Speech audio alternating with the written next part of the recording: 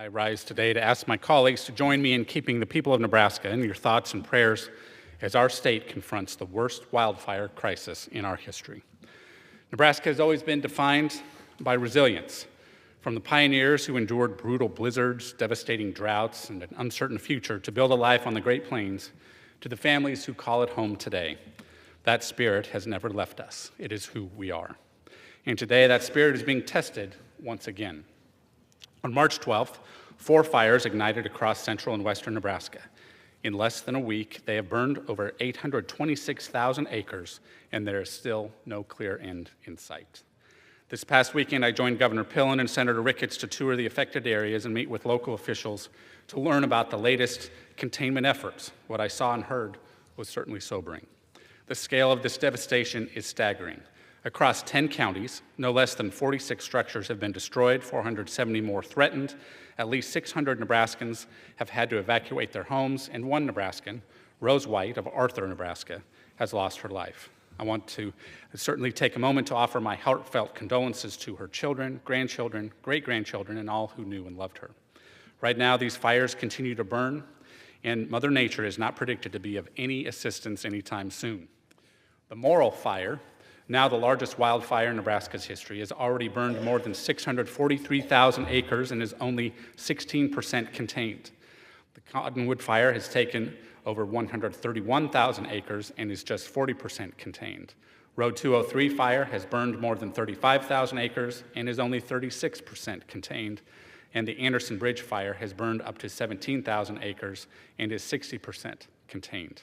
And yet, even in the face of this disaster, Nebraskans are doing what we've always done, and that's coming together. Neighbors are helping neighbors. Unaffected communities across our state are sending their support.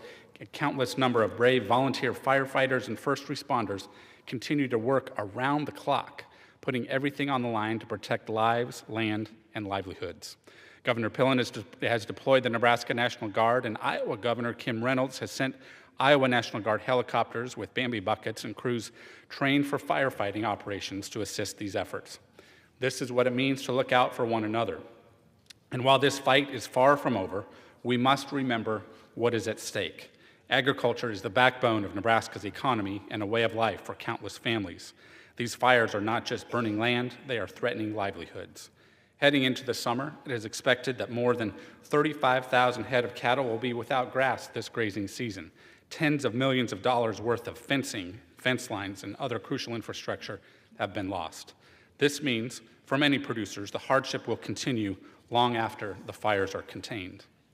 To those producers, I want to say, when it is safe, please document your losses. Federal disaster assistance programs are available, and I want to ensure that support is received for those who are eligible. I also want to take a moment to be honest about what's happening here in Washington. While Nebraska is battling the worst wildfire in our state's history, Senate Democrats are continuing to hold funding for the Department of Homeland Security hostage, putting future FEMA disaster relief funding at risk. Enough is enough. Disaster relief and other vital programs. Where do I begin? With TSA and others. Vital programs should never be used as a political pawn. To all Nebraskans, know that you have the full support of the entire Nebraska federal delegation, and we stand ready to help in any way we can. We have faced tough times before, and we've always come through them stronger together. We'll do that again now, because that's who we are as Nebraskans. Thank you.